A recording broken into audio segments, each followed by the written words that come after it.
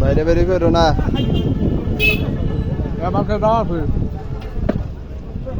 বস হাসপাতালে ডাক্তার নাই বাইরে বেরি হইরো না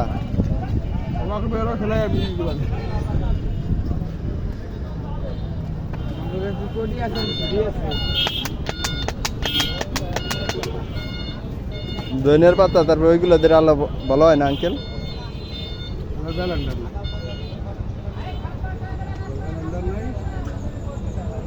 ব্যালেন্ডার নষ্ট হয়ে গেছে মেশিন ঠিক আছে তোমার